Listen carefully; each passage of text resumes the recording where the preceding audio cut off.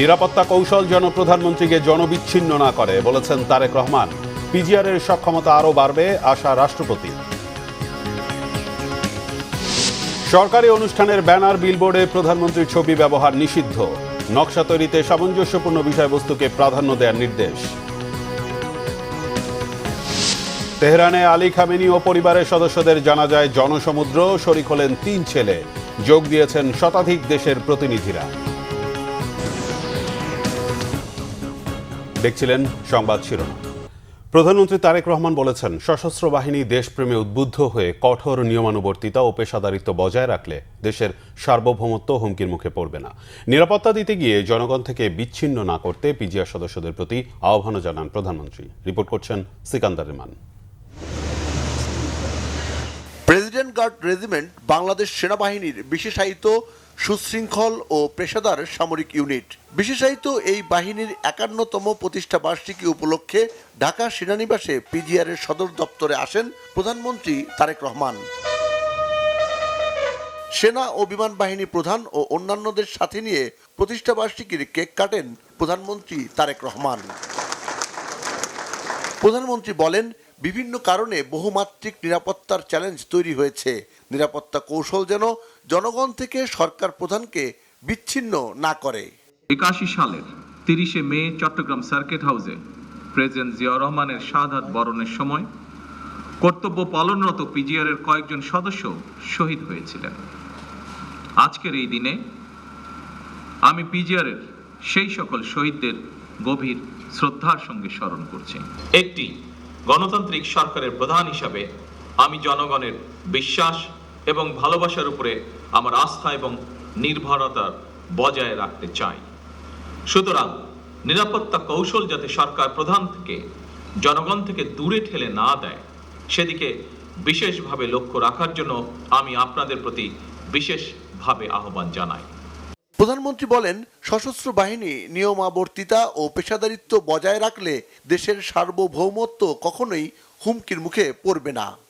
যে কোনো বাহিনীর সামনে প্রচলিত চ্যালেঞ্জের বাইরেও বর্তমানে আর্থসামাজিক, ভূ রাজনৈতিক পরিস্থিতি এবং তথ্য প্রযুক্তির অবাধ বিকাশের ফলে বহুমাত্রিক নিরাপত্তা চ্যালেঞ্জ তৈরি হয়েছে। সাইবার যুদ্ধ, ইলেকট্রনিক ওয়ারফেয়ার, ড্রোন যুদ্ধ কিংবা তথ্য যুদ্ধ, এসব নতুন নতুন ক্ষেত্রগুলো কোনোভাবেই উপেক্ষা করার সুযোগ নেই। আমি বিশ্বাস করি, সশস্ত্র বাহিনী যদি দেশপ্রেমে উদ্বুদ্ধ হয়ে কঠোর নিয়মানুবর্তিতা অনুসরণ এবং পেশাদারিত্ব বজায় রাখেন, তাহলে দেশের সার্বভৌমত্ব আর কখনোই হুমকির সম্মুখীন হবে না বলে আমি বিশ্বাস করি, ইনশাআল্লাহ। পরে পিজিআর সদস্যদের সাথে নিয়ে প্রীতিভোজে অংশ নেন প্রধানমন্ত্রী। সিকান্দার রেহমান, বাংলাভিশন, ঢাকা। রাষ্ট্রপতি মোহাম্মদ শাহাবুদ্দিন বলেছেন, সরকার সশস্ত্র বাহিনীকে আধুনিক চতুর্মাত্রিক বাহিনী হিসেবে গড়ে তুলতে অঙ্গীকারবদ্ধ। সকালে ঢাকা সেনানিবাসে প্রেসিডেন্ট গার্ড রেজিমেন্টের 51তম প্রতিষ্ঠাবার্ষিকীর দরবারে এ তথ্য জানান তিনি। রাষ্ট্রপতি মোহাম্মদ শাহাবুদ্দিন বলেন, প্রেসিডেন্ট গার্ড রেজিমেন্ট আগামী দিনে আরও আধুনিক প্রযুক্তি, আন্তর্জাতিক মানের প্রশিক্ষণ এবং পেশাগত উৎকর্ষ অর্জনের মাধ্যমে নিজেদের সক্ষমতাকে আরও বাড়াবে। পরিবর্তিত বৈশ্বিক নিরাপত্তা কৌশলের সঙ্গে তাল মিলিয়ে নিজেদের গড়ে তুলবে। তিনি জানান, দেশের প্রতিরক্ষা পরিকল্পনা প্রণয়ন ও প্রস্তুতি, প্রতিরোধ সক্ষমতা বৃদ্ধি ও জাতীয় নিরাপত্তা কৌশল নির্ধারণে নেওয়া হয়েছে সবার আগে বাংলাদেশ নীতি। এ সকল নীতি ও উদ্যোগ বাস্তবায়িত হলে সশস্ত্র বাহিনীর সার্বিক সক্ষমতা ও দক্ষতা বৃদ্ধি পাবে। দেশের প্রতিরক্ষা ব্যবস্থা দক্ষ, আধুনিক ও শক্তিশালী হবে। একই সাথে সেনাবাহিনীর বিশেষায়িত ইউনিট হিসেবে পিজিআর এর কর্মসক্ষমতা ও দক্ষতাও বাড়বে।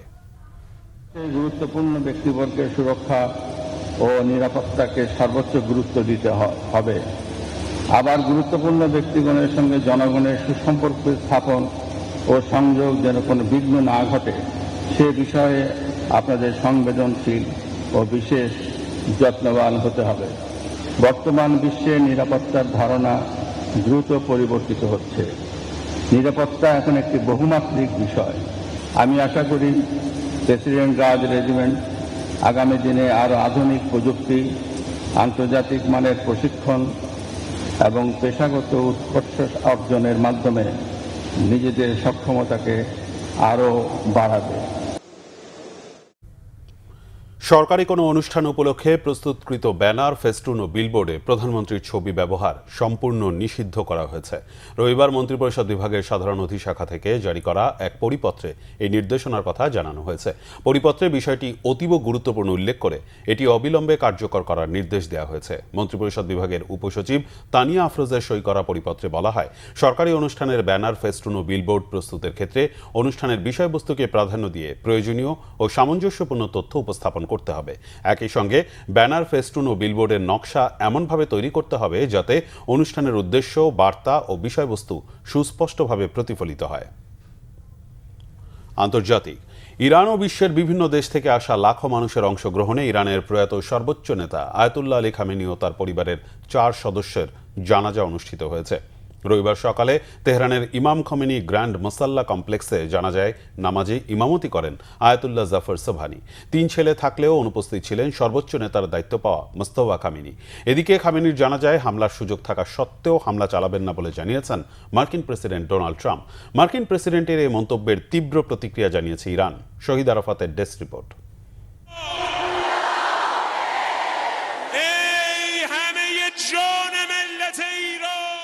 যুক্তরাষ্ট্র তো একটি সুগন্ধির শিশি ভেঙেছে, কিন্তু দেখুন তার সুবাস ছড়িয়ে পড়েছে চারদিকে। ইরানের প্রয়াত সর্বোচ্চ নেতা আয়াতুল্লাহ আলী খামেনির শেষ বিদায়ে মার্কিন প্রেসিডেন্টকে লক্ষ্য করে এ মন্তব্য করে আর্মেনিয়ার ইরানি দূতাবাস।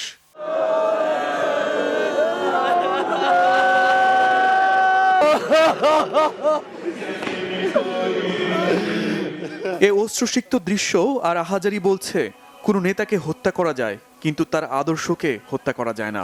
তাই তো তীব্র দাবদাহ উপেক্ষা করে গত শুক্রবার থেকে তেহরানের গ্র্যান্ড মুসাল্লা কমপ্লেক্সে আলী খামেনিকে শ্রদ্ধা জানাতে জড়ো হতে থাকে লাখো মানুষ। এর আগে শ্রদ্ধায় অংশ নেন বিশ্বের 70টিরও বেশি দেশের শীর্ষ নেতারা। তেহরানের এ প্রধান ধর্মীয় রাষ্ট্রীয় সমাবেশী স্থলে রবিবার সকালে প্রথম দফায় অনুষ্ঠিত হয় ইরানের প্রয়াত সর্বোচ্চ নেতা ও তার পরিবারের 4 সদস্যের জানাজা। সাধারণ মানুষের পাশাপাশি জানাজায় অংশ নেন দেশটির সর্বোচ্চ পর্যায়ের নেতা এবং খামেনির 3 ছেলে। জানাজায় ইমামতি করেন আয়াতুল্লাহ জাফর সোবহানি। সোম মঙ্গলবার খামেনির মরদেহ নিয়ে একটি শোক মিছিল তেহরানের বিভিন্ন এলাকায় প্রদক্ষিণ করবে। 8 জুলাই ইরাকের নাজাফ আন্তর্জাতিক বিমানবন্দরে খামেনির মরদেহ আনুষ্ঠানিকভাবে গ্রহণ করা হবে। এরপর নাজাফ ও কারবালা শহরে জনসাধারণের শোকযাত্রা অনুষ্ঠিত হবে। সবশেষ 9 জুলাই খামেনির মরদেহ আবার ইরানে ফিরিয়ে আনা হবে। সেদিন মাশহাদের ইমাম রেজার মাজারে তাকে দাফন করা হবে। এদিকে আলী খামেনির শেষ বিদায়ে লাখো মানুষের সমাগম ও কান্না দেখে বিস্ময় প্রকাশ করেছেন মার্কিন প্রেসিডেন্ট ডোনাল্ড ট্রাম্প। এমনকি বলেছেন, খামেনির শেষ বিদায় অনুষ্ঠান হামলার লক্ষ্যবস্তু করার সুযোগ থাকলেও তিনি তা করছেন না। প্রেসিডেন্ট ট্রাম্পের এ মন্তব্যে তীব্র প্রতিক্রিয়া জানিয়েছে ইরান। যুক্তরাষ্ট্রের যে কোনো ধরনের ভুল পদক্ষেপের কঠিন জবাব দেওয়ার হুঁশিয়ারিও দিয়েছে Tehran. Shahid Arafat, Bangla Vision, news desk. ইরানের সর্বোচ্চ ধর্মীয় নেতা আয়াতুল্লাহ আলী খামেনির জানাজা ও শেষ বিদায়ের অনুষ্ঠানে অংশ নিয়েছে 100-রও বেশি দেশের প্রতিনিধিরা। তবে যুক্তরাষ্ট্রের মিত্র ও যুদ্ধে মার্কিন বাহিনীকে সমর্থন জানানো দেশকে আমন্ত্রণ জানায়নি তেহরান। ইরানের রাষ্ট্রীয় সম্প্রচার মাধ্যম IRIB জানিয়েছে, প্রয়াত আলী খামেনির শেষ বিদায়ের ধারাবাহিক অনুষ্ঠানের প্রথম দিন উপস্থিত ছিলেন আমেরিকা ইরান যুদ্ধে মধ্যস্থতাকারী পাকিস্তানের প্রধানমন্ত্রী শাহবাজ শরীফ আর সেনাপ্রধান ফিল্ড মার্শাল আসিম মুনির। আরেক মধ্যস্থতাকারী কাতারের পক্ষে উপস্থিত ছিলেন দেশটির আমির Sheikh Tamim bin Hamad Al Thani আর দেশটির প্রধানমন্ত্রী ও পররাষ্ট্রমন্ত্রী Sheikh Mohammed bin Abdul Rahman bin Jassim Al Thani. Saudi আরবের প্রতিনিধি দলের নেতৃত্ব দেন উপপররাষ্ট্রমন্ত্রী ওয়ালিদ আল খুরাইজি। আরও ছিলেন তাজিকিস্তানের প্রেসিডেন্ট, আর্মেনিয়ার প্রধানমন্ত্রী, জর্জিয়ার প্রেসিডেন্ট, রাশিয়ার সাবেক প্রেসিডেন্ট দিমিত্রি মেদভেদেব, তুরস্কের ভাইস প্রেসিডেন্ট, ভারতের প্রতিমন্ত্রী পবিত্র মার্গারিটা ও বিহারের গভর্নর অবসরপ্রাপ্ত লেফটেন্যান্ট জেনারেল সৈয়দ আতা হাসনাইন, আফগানিস্তানের পররাষ্ট্রমন্ত্রী আমির খান মুত্তাকি। এছাড়া বাংলাদেশ সরকারের পক্ষ থেকে আয়াতুল্লাহ খামেনির জানাজা অংশগ্রহণ ও তার কফিনে শেষ শ্রদ্ধা নিবেদন করেন জাতীয় সংসদের স্পিকার অবসরপ্রাপ্ত মেজর হাফিজ উদ্দিন আহমেদ। তবে কুয়েত ও বাহরাইন থেকে অংশ নেননি কেউ। শিক্ষাবিদ, রাষ্ট্রচিন্তক, বাংলা একাডেমির সভাপতি ও ঢাকা বিশ্ববিদ্যালয়ের বাংলা বিভাগের সাবেক চেয়ারম্যান অধ্যাপক আবুল কাশেম ফজলুল হক আর নেই। তার মৃত্যুতে শোকের ছায়া নেমে এসেছে সাহিত্য সাংস্কৃতিক অঙ্গনে। শোকাহত পরিবারের প্রতি সমবেদনা জানিয়েছেন বিএনপি মহাসচিব মির্জা ফখরুল ইসলাম আলমগীর, শোক জানিয়েছেন সংস্কৃতি মন্ত্রীও। ঢাকা বিশ্ববিদ্যালয়ের কেন্দ্রীয় মসজিদে আজ নামাজে জানাজা শেষে মিরপুর বুদ্ধিজীবী কবরস্থানে তাকে দাফন করা হবে। রিপোর্ট সৈয়দ আব্দুল মুহিতের। আমাদের ওই আন্দোলন ছিল সম্পূর্ণই রাজনৈতিক আন্দোলন, কেবল ভাষার উন্নতি না, গোটা জনগণের, গোটা জাতির উন্নতির একটা সার্বিক উন্নতির একটা লক্ষ্য ওই আন্দোলনে ছিল। অধ্যাপক আবুল কাশেম ফজলুল হক ঢাকা বিশ্ববিদ্যালয়ে অধ্যাপনার পাশাপাশি ছিলেন বাংলা ভাষা, সাহিত্য, ইতিহাস ও রাষ্ট্রচিন্তার এক উজ্জ্বল নক্ষত্র। জীবনের দীর্ঘ সময় তিনি ব্যয় করেছেন শিক্ষকতা, গবেষণা এবং সাহিত্য সমালোচনায়। বাংলা ভাষার, জাতীয় ইতিহাস ও সংস্কৃতি নিয়ে তার গভীর বিশ্লেষণ পাঠক ও গবেষকদের জন্য হয়ে উঠেছে মূল্যবান সম্পদ। শ্রেণীকক্ষ থেকে শুরু করে বইয়ের পাতা সবখানে তিনি ছড়িয়েছেন জ্ঞানের আলো। রবিবার দুপুরে রাজধানীর মিরপুরে একটি রেস্টুরেন্টে হঠাৎ অসুস্থ হলে দ্রুত নেওয়া হয় হার্ট ফাউন্ডেশনে, কিন্তু ততক্ষণে পৃথিবীর মায়া ছেড়ে না ফেরার দেশে এই গুণী শিক্ষক। হাসপাতাল থেকে আবুল কাশেম ফজলুল হককে নেওয়া হয় পল্লবীতে তার মেয়ের বাসায়। গুণী মানুষটির মৃত্যুর খবরে সেখানে ছুটে যান সংস্কৃতি মন্ত্রী নিতাই রায় চৌধুরী সহ নানা শ্রেণী পেশার মানুষ। খুবই চরিত্রবান, সচেতন এবং দেশ এবং দশের ব্যাপারে সব সময়ের জন্য চিন্তাশীল এই ধরনের একজন মানুষ আমাদের মধ্যে শেষ পর্যন্ত এক ধরনের বিবেকের মতো সক্রিয় ছিলেন। এমনই নির্লোভ একটা মানে মানুষ ছিলেন। নিজের জন্য তিনি কখনো ভাবেন নাই, তিনি মানুষের জন্য ভেবেছেন, সরকারের জন্য ভেবেছেন। সুনির্দিষ্ট কোনো রাজনৈতিক দলের সাথে তিনি যে সক্রিয় কর্মী নেতা ছিলেন তা নয়, কিন্তু তিনি নিজেই একটা প্রতিষ্ঠান ছিলেন। আজকে তাকে আমরা হারিয়ে আমি অত্যন্ত শোকাভিভূত। পরিবারের পক্ষ থেকে জানানো হয় সোমবার বাদ ফজর পল্লবীর মসজিদুল আমানে প্রথম জানাজা হবে। এরপর সকাল 10টায় নেওয়া হবে বাংলা একাডেমিতে। 11টা থেকে 12:30 পর্যন্ত রাখা হবে কেন্দ্রীয় শহীদ মিনারে। এরপর নেওয়া হবে অপরাজয় বাংলায়। বাদ জোহর ঢাকা বিশ্ববিদ্যালয়ে কেন্দ্রীয় জামে মসজিদে হবে দ্বিতীয় জানাজা। সঙ্গে সঙ্গে ওখান থেকে হার্ট ফাউন্ডেশনে নিয়ে গেলাম। ওরা দেখে আমাকে ডেকে বললো যে আমরা চেষ্টা করলাম, আসলে স্যার আগেই মারা গেছেন আর কি, মানে কিছু করতে পারলাম না। কেন্দ্রীয় মসজিদে আমরা 1টার দিকে আমি আশা করি যে বাদ জোহরের পরে ওইখানে ওনার জানাজা সম্পন্ন হবে এবং পরবর্তী সময়ে আমরাও আপাতত মনে করছি যে শহীদ বুদ্ধিজীবী কবরস্থান মিরপুরে আমাদের জানাজা দাফন দেওয়ার ইচ্ছে রয়েছে। গুণী এই অধ্যাপক একাধিক গ্রন্থ সম্পাদনার পাশাপাশি 1981 সালে বাংলা একাডেমি পুরস্কার পান। নিরপেক্ষ রাজনীতি চিন্তা ও তত্ত্বের জন্য বিশেষভাবে পরিচিত ছিলেন আবুল কাশেম ফজলুল হক। সৈয়দ আব্দুল মুহিত, বাংলা ভিশন, ঢাকা। জুলাই আগস্ট গণ অভ্যুত্থান স্মরণে জুলাই ও আগস্ট জুড়ে ধারাবাহিক কর্মসূচি পালনের ঘোষণা দিয়েছেন মুক্তিযুদ্ধ বিষয়ক প্রতিমন্ত্রী ইশরাক হোসেন। জানান, জুলাই ও আগস্টে গণ অভ্যুত্থানের বিভিন্ন দিনকে কেন্দ্র করে রাজধানী সহ দেশের বিভিন্ন স্থানে স্মরণসভা, সমাবেশ, আলোকচিত্র প্রদর্শনী, স্মৃতিস্তম্ভের ভিত্তিপ্রস্তর স্থাপন এবং সাংস্কৃতিক অনুষ্ঠানের আয়োজন করা হবে। রবিবার মুক্তিযুদ্ধ বিষয়ক মন্ত্রণালয়ে এক সংবাদ সম্মেলনে তিনি এসব কর্মসূচি ঘোষণা করেন। ইশরাক হোসেন বলেন, আগামী 5ই আগস্ট জুলাই গণ অভ্যুত্থান দিবস 2026 পালন করা হবে। এ উপলক্ষে চীন মৈত্রী সম্মেলন কেন্দ্রে প্রধানমন্ত্রীর উপস্থিতিতে অনুষ্ঠানের আয়োজন করা হয়েছে। এছাড়া 2024 সালের জুলাই আগস্ট গণ অভ্যুত্থানে শহীদ ও আহত পরিবারগুলোকে আমন্ত্রণ জানানো হবে। তিনি বলেন, আগামী 16 জুলাই জুলাই শহীদ দিবস হিসেবে পালন করার উদ্যোগ নেওয়া হয়েছে। সেদিন রংপুর রোকেয়া বিশ্ববিদ্যালয় ও চট্টগ্রামের পেকুয়ায় স্মৃতিস্তম্ভের ভিত্তিপ্রস্তর স্থাপন করা হবে। 6টায় আমরা শাহবাগে আমরা পুষ্পস্তবক অর্পণ করব এবং সেখান থেকে আমরা আমাদের কার্যক্রমটি শুরু করব এবং সেই অনুষ্ঠানে একটি ডকুমেন্টারিও দেখানো হবে। সেখানে বিগত আন্দোলনে কিভাবে বর্বরোচিত হামলা চালিয়ে নিরীহ ছাত্র জনতাকে হত্যা করা হয়েছিল সেই বিষয়গুলো দেখানো হবে এবং আমরা যারা শহীদ পরিবার এবং আহত পরিবার তাদের মধ্য থেকে কয়েকজনের বক্তব্য আমরা শুনব।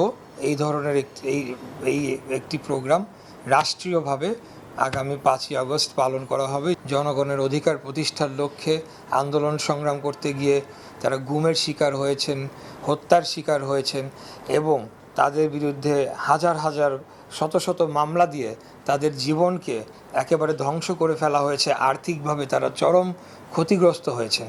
তাদের জন্য অবশ্যই আমাদের কিছু করা উচিত, কারণ তারাই আজকের জুলাইয়ের যে 24-এর যে গণ অভ্যুত্থান হয়েছে সেটার যে প্রেক্ষাপট সেটা তারা রচনা করেছেন। তাদের রক্তাক্ত পাটাতনের ওপর দিয়েই কিন্তু আজকে আমরা এই আন্দোলনকে সফল করেছি। হামে মৃত্যু হয়েছে আরও 7 শিশুর, আক্রান্ত আরও 1031 শিশু। এখনও হাম আক্রান্ত জটিল রোগী ভর্তি হচ্ছে রাজধানীর হাসপাতালগুলোতে। সম্প্রতি হাম পরবর্তী নানা জটিলতা নিয়ে হাসপাতালে ভর্তি হচ্ছে বলে জানান চিকিৎসকরা। তবে ভর্তি রোগীর বেশিরভাগই সুস্থ হয়ে বাড়ি ফিরে যাচ্ছে। তাই হামে সুস্থ হওয়ার পরবর্তী 4 সপ্তাহ রোগীকে বেশি বেশি সুষম খাদ্যের পাশাপাশি বিশেষ যত্ন ও জনবহুল জায়গা এড়িয়ে চলার পরামর্শ দেন চিকিৎসকরা।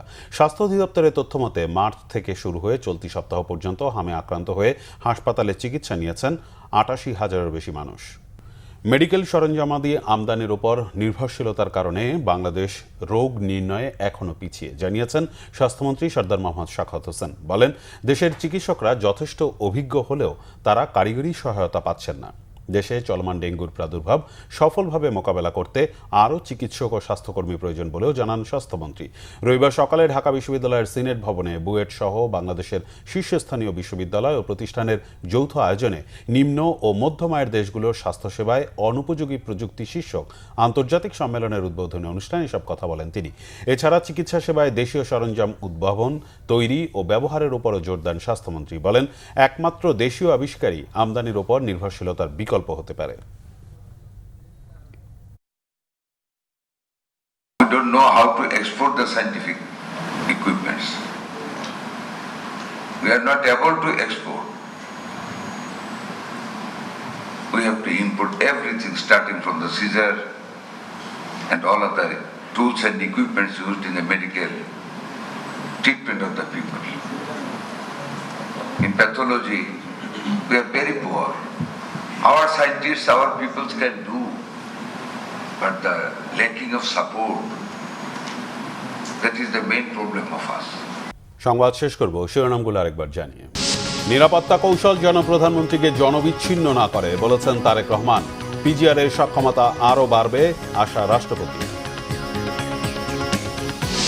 সরকারি অনুষ্ঠানের ব্যানার, বিলবোর্ডে প্রধানমন্ত্রীর ছবি ব্যবহার নিষিদ্ধ। নকশা তৈরিতে সামঞ্জস্যপূর্ণ বিষয়বস্তুকে প্রাধান্য দেওয়ার নির্দেশ। তেহরানে আলী খামেনি ও পরিবারের সদস্যদের জানাজায় জনসমুদ্র, শরিক হলেন 3 ছেলে। যোগ দিয়েছেন শতাধিক দেশের প্রতিনিধিরা। এই ছিল এখনকার মতো। পরের সংবাদ সকাল 7:30টায় দেখার আমন্ত্রণ রইল। এছাড়া বাংলাভিশন সংবাদ ও সংবাদ সংশ্লিষ্ট অনুষ্ঠান দেখতে ভিজিট করুন www.bvnews24.com ও facebook.com/banglavishnnews এবং সাবস্ক্রাইব করুন youtube.com/banglavishnnews। ধন্যবাদ।